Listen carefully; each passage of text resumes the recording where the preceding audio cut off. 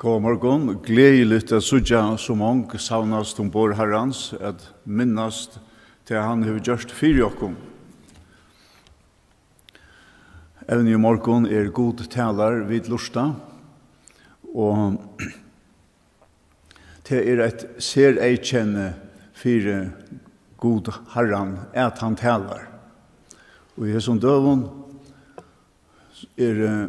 många som upplever sera torrförar der, ovanta var tøyer, fering vir avlust, og dette året som gonger atter, korona, brøyter alt fyrir okkon, men kvæt talar gode Herren, eisene og slukon tøyen som vi oppleva.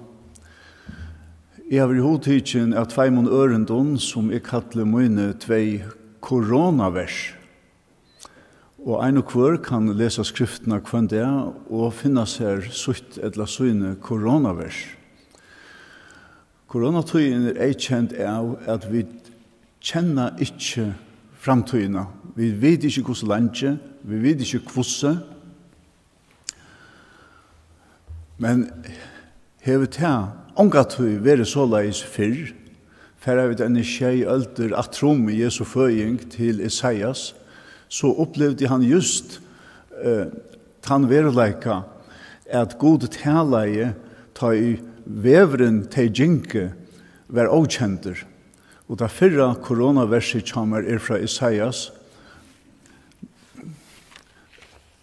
42-16.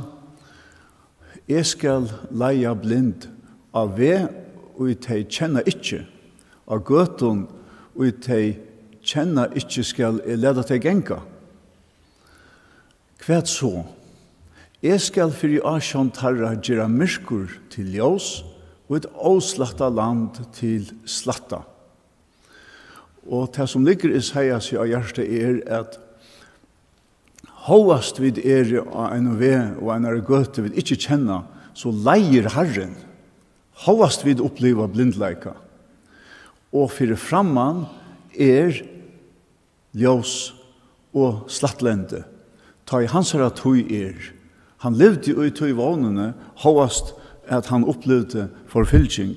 Hitt ørende, det at løydes ikke settene til Isaias eisene, hold trus tudje, ta ui han vid genga i myskre, og anke ljós løyser honom, hva gjerra vi ta? Løyde han ta av navn Herrans, og stige han seg av god syn. Så løsna oppleva mångte, anke ljós løyser, og vi gengar i myskre, og vi kjenner ikke framtøyna. Men vi heva et ljós, Kristus, han bor i hver einstøkon, og han løyser. Og så det at han sannleggen som ligger 18-4, atlan veruleika, det det at vi kunne uttrykk løyta av at Herren leier. Og til det stender, vi løyta av navn Herrens, så merker det at vi løyta av mått, skapanar mått, frelsonar måtten som Herren hever, og vi kunne stige okkon av kvann av god hinn allvalda. Det Herren gjørst hentan sannleikan ståran fyrir okkom, at så lesna talar Herren eisne i hesson koronatøyum til okkara. Evne kommer fra Hebreara braunen, og det skriva fyrir at løysa fyrir hebrearon og jødon og tamon kristne i samkommunen, at nu talar god og gjøkken ein som større, og han talar beter og nagreinligare og meire beinleis. Han hever tala mengan og mengan hot, som vi leser i ørende 1, vi profetenon, men nu talar han til okkara vi sonenon. Hesen som talar, han større, han betre, han klokare, han rykare, og tog ræver om alusta. Ta i løgmaur kjemra skjermen og talar, så sier det ødel lusta. Ta i drottningen ber sin bådskap fram, så sier det ødel lusta. Og nå ta i foten talar, og ta landslagten talar, så sida vi det lusta. Så det en mynduleitje som oman fyrir okkon. God talar, men vi sida ikkje bær og lusta. Ta god talar til okkara, så bjóvar han okkon å komme i audiens. Og det nekka anna. Å komme i audiens tja gode sjål. Edla til fa som slipper i audiens tja drottningene, edla tja løgmann. Men det som jeg kjenner god, det at vi vil ha bøyen inn til en samrøve. Her vi lusta, og han talar, vi talar, og han lustar. Og det hodtakande fyrir okkon at heva en slukan god at lyta av. Men i brevbraun kunne vi spyrja hva lærer så god hvor han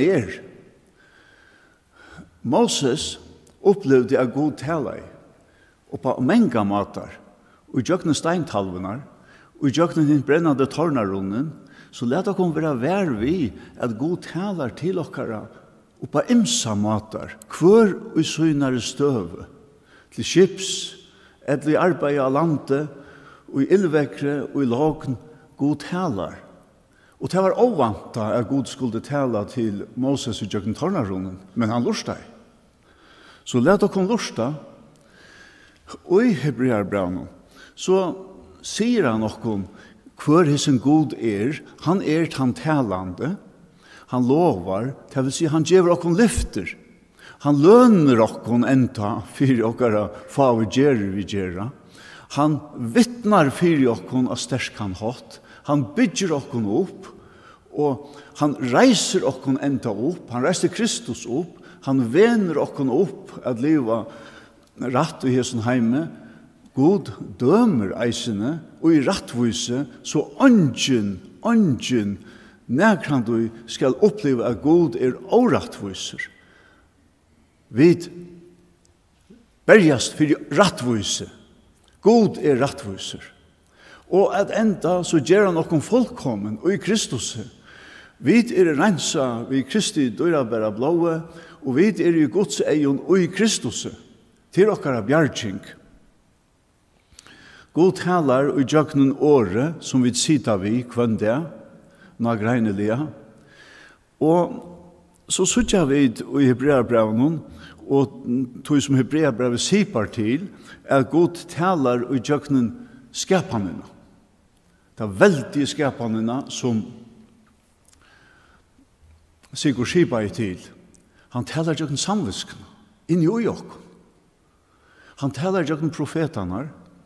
Han kan tala til okkun i jøknen, de som ber okkun bådskapen nu av døven, og han talar i jøknen sonen, Kristus, som høvs evne i Hebrearbraun. Da han talar i jøknen skapanina, så leser vi at det 8 år og 8 tal.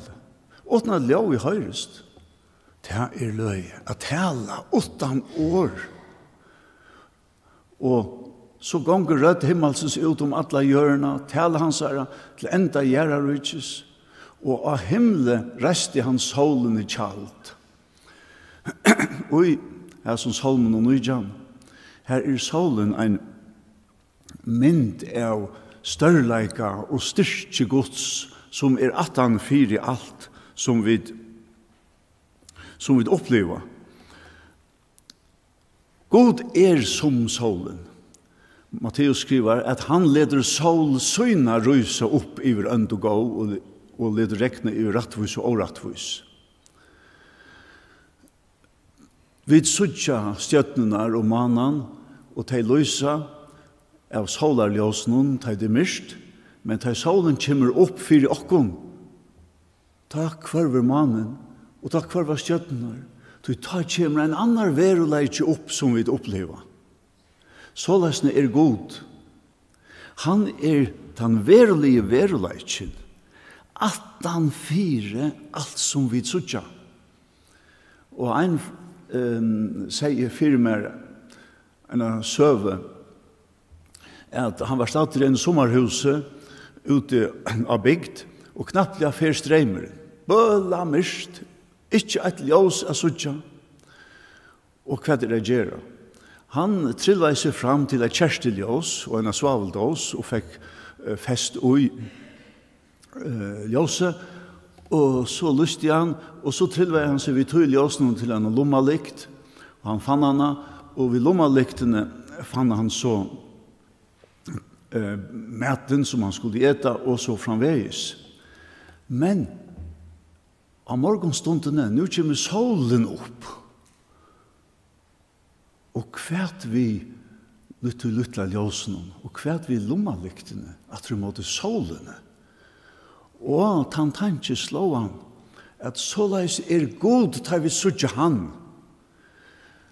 Det har jo vært latterligt for jeg leita etter solene vi lommalikt, tar han var kommet opp. Okra god stor. Han hever skapt solene. Og tar han tala i, så var et av første han sier, vær ljós og ljós vær. Årene vær ljós, samsværa vi veruleikan ljós vær. Til ungen mismoner, ungen moner, umiddelen årgods og veruleikan, det som han talar veruleik. Det som vi talar ofta alls ikke veruleik, og det hender ikke for han vet sier det. Men årgods hever henda skapande måtten ui seg, som vi glad fyre.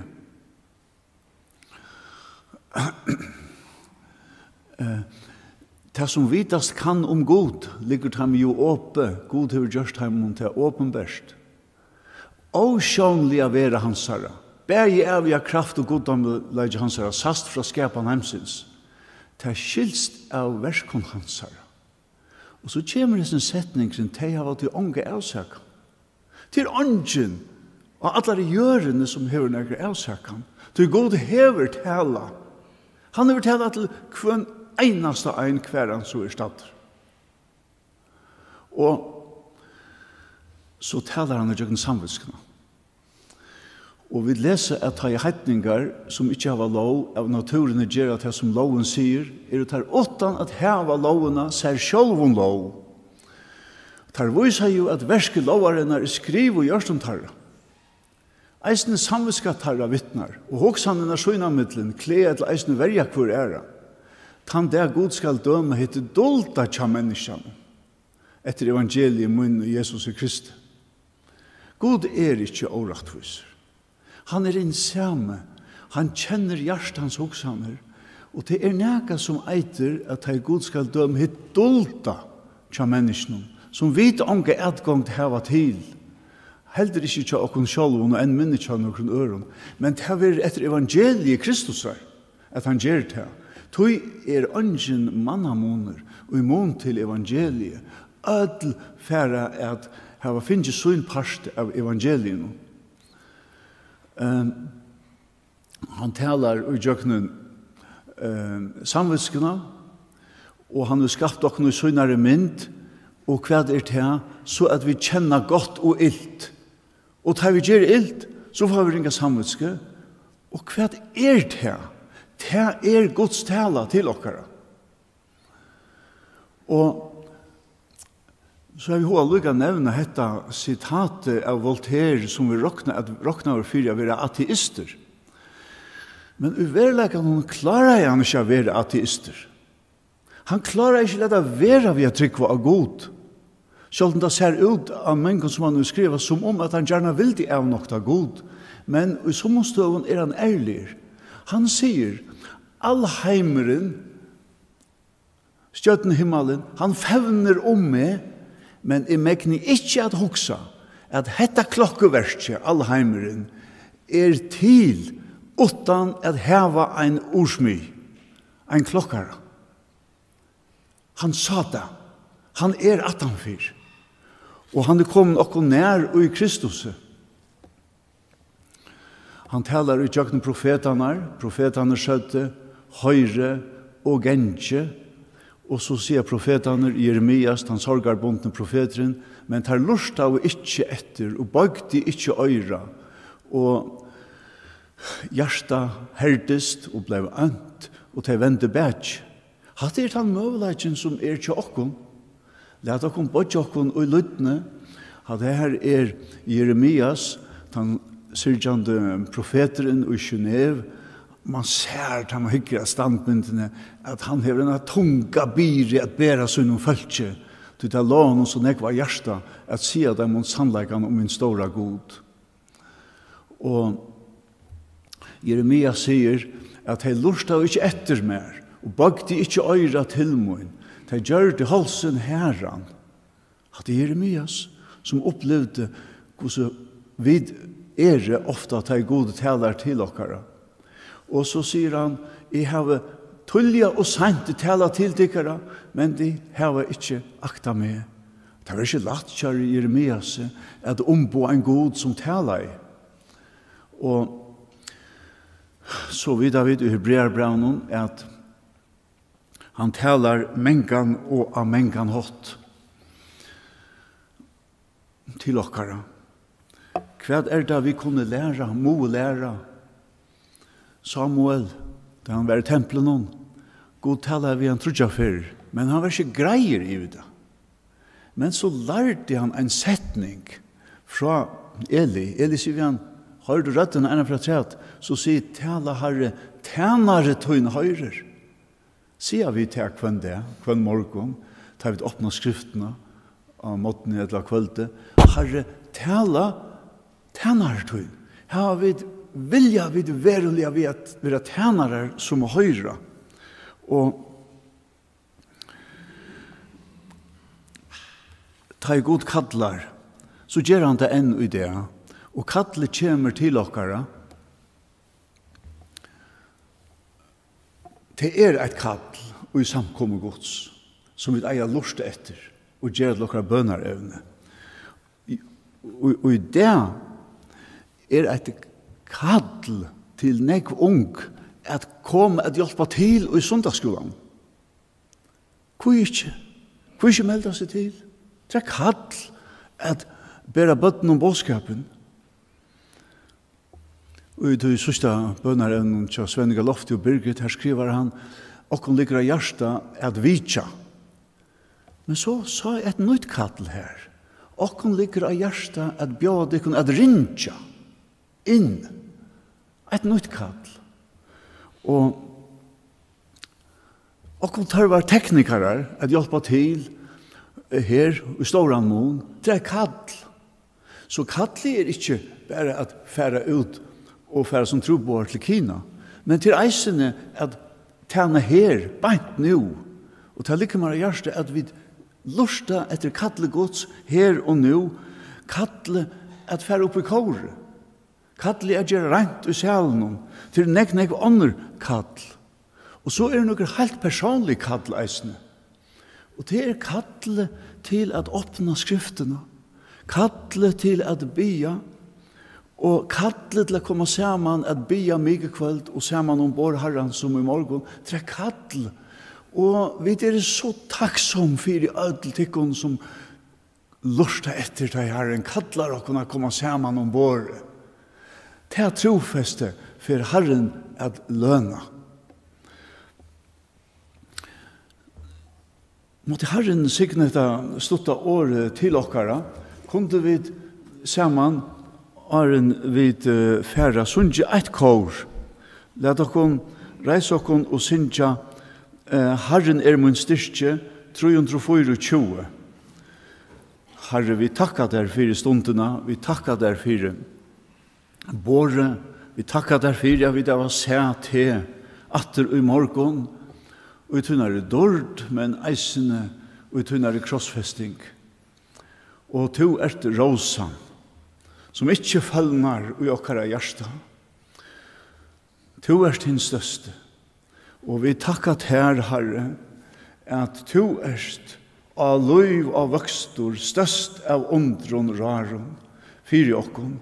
Sikna nu, okkon öll som vi fære hiane, lustandi etter ter, vi be om at du siknar sundagsskolan, som nu byrjar om eina løte. Verj okkon öll og land okkara og heimen, og i måter korona, og hjelp okkon over vi at stola at bæsa disse hervelige smittene. Amen. 324.